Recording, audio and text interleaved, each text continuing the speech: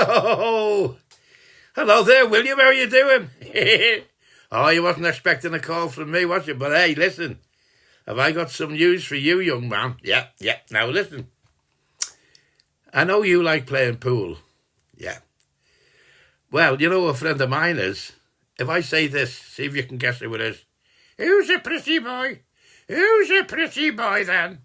Who's a pretty boy? Who? Yes, John Parrott. John Parrott is a very, very good friend of mine. He doesn't live far from me in Liverpool. I see him quite often. And he was actually telling me, I'm not being funny, he was actually telling me about you. He said, there's this young fella, he said, I don't know his surname, he said, all we know is, he said, he's the talk of the bloody pool circuit. He said, everyone who plays pool, he said, they all know about him. He said, he hasn't got a bloody clue. He'd be better sticking the cue up his arse than trying to sink a few balls with it. He said, but what everyone loves about him is, he said, he loves the game and he keeps playing. And he said, and that's what you've got to do. He said, because he'll come good. Now, John Parrott, he did tell me where you lived, and I can't remember. I should have wrote it down. John Parrott goes all over the country, as you know, giving exhibitions and playing a few fellas from the different pool clubs and all like that. And he said when he goes to your area, he knows where you live. And he said when he goes to round where you are, and he asks people for volunteers to come and play him, he's going to give you the game. He's going to give you the game, and he's going to give you a few little points, you know. He said, apparently you're a good sport, and but you know, you're not having much luck, you know. He said, you know, I don't know what he meant. He said he hasn't got much control over his balls. And I thought, hang on, I thought it was a game of thing. You ain't talking about his love life, were you? He said, no. I mean, he said, no. He said, you know, he doesn't put any backspin on or all that, he said, and he doesn't know how to swerve a ball and all that, he said. He said, but I'll find him, he said, on me tour. Oh, yeah. So John Parrott goes around the country all the time. He's never at home. He loves it. He really, really loves it. So, I tell you, I wish you'd give me more notice and told me where you lived. I'd have come down with John Parrott and I played you. Oh, I can play, yeah. Oh, not bad. I'm not good. But you know who's a good friend of mine, kid? Dennis Taylor. Oh, yeah. Now, listen. If you've never seen Dennis Taylor, I'm not talking about playing snooker now. If you've never seen him when he does an evening he goes to these gentlemen's clubs and he does like a cabaret spot, he's hilarious. He is bloody hilarious, William, honest to God. And you know who his best mate is? A mate of mine, a Scouser, Stan Boardman. Yeah. So wherever he goes, wherever Dennis Taylor goes to play, stands with him.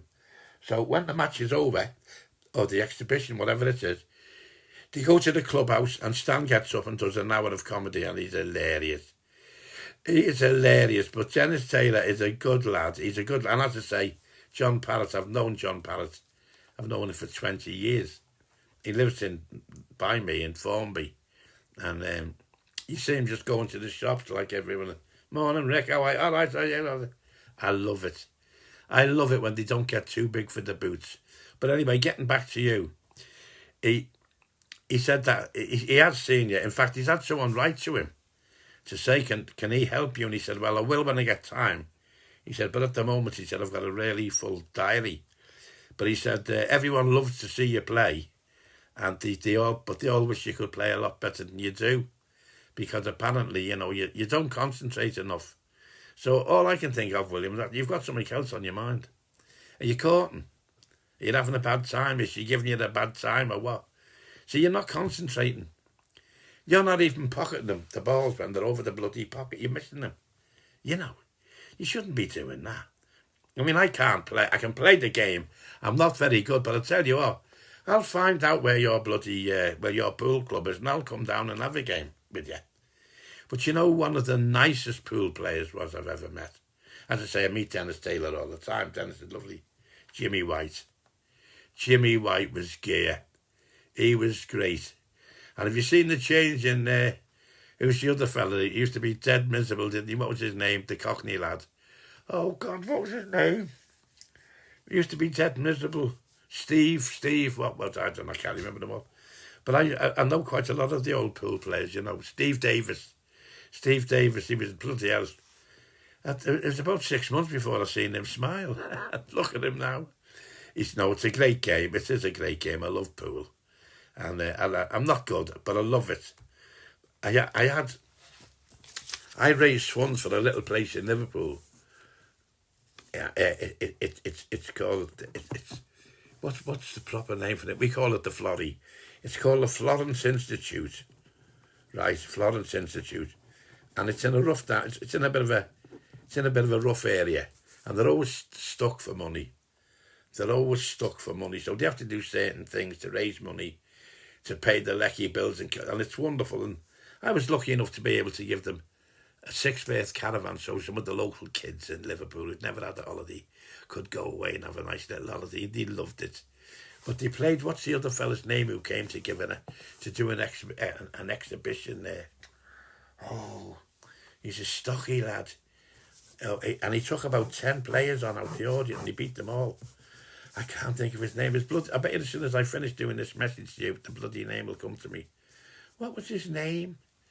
Oh, stocky lad. It wasn't Davis, and it wasn't one of them. He's well known. He's well known. But he just came in and done this exhibition for her, and people paid a couple of quid to go in and watch him do it. He took about 5 or 6 on or more, maybe, out the audience, and he beat them all, obviously. And he was a nice lad.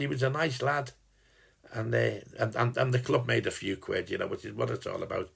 I done an art exhibition there the other week. I can't paint to save me soul. I'm not good at art, but I put an exhibition on, and we made £1,700 on the night for the kids. Is that lad's name? Was it the other fella's name? Sean something. Sean Stocky lad. He was a good player. He took about 7 or 8 people on one at a time in the Florrie, and he beat them all, like, you know. He didn't humiliate them. He just beat them, you know, the game. But listen, I'm a bit worried about you, William, playing. You know, because I've had about 7 or 8 phone calls. One woman was in tears. She said, "Can you do something to help him?" You know, is he using the cue the right way? You know, you use the end where you put the chalk on. You know that, don't you? Oh well. That's the first, well, you've got the first steps right, haven't you? What I mean? You should be improving a little bit now, lad, shouldn't you? Bloody hell. But hey, listen to this. If you really want to play pool and you sound as though you love the game, you've got to get up in the morning, nice and early, and play and practice and practice and practice. Because that old saying, practice makes perfect, is exactly what it bloody means. So the next time I hear from you, I hope you go like that and say, "I've just won that," not the Golden Egg Cup, "I've just won that cup. I've won my first pool tournament, and I'll be made up. I will be bloody made up for you. I'm not expecting you to be Alex Higgins. Oh, no. Or Jimmy. I'm not expecting you to be any of them. But I want you to be a little bit better than what you're doing. Because I think it's awful to see a man cry when he gets beat all the time on the pool table. Yeah. I used to like watching Alex Higgins, and I met Alex Higgins, you know, before he died. He was about that bloody thin. He wouldn't eat, would he? It was a shame. But as I say, I've had nice little stories about Alex off Dennis Taylor. If you haven't seen Dennis, if you haven't been to one of his shows when he goes around the clubs and he tells wonderful stories. A typical Irishman, he's got a load of stories. He tells, and he is. But as I say, he's Stan Boardman's mate, so he's in Liverpool quite often, and he also now lives in Wrexham.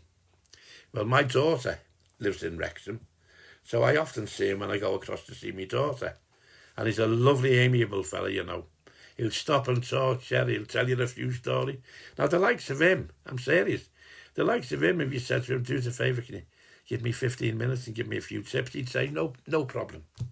No bloody problem. That's the sort of fella that Dennis Taylor is, lad. He's gear. Anyway, listen, I'm going to look out for your name. You know what? You didn't put your surname on this request, you know, William. And I would have liked you to, because I'd have kept in touch. I'd have seen how you carried on. Because I do quite a lot around golf clubs, not playing golf. I do the cabaret at the end of the night. And some of our lads are great players. Anyway, listen, if you enjoy it, you keep playing. And it doesn't matter how many times you get beat, because it'll come to an end.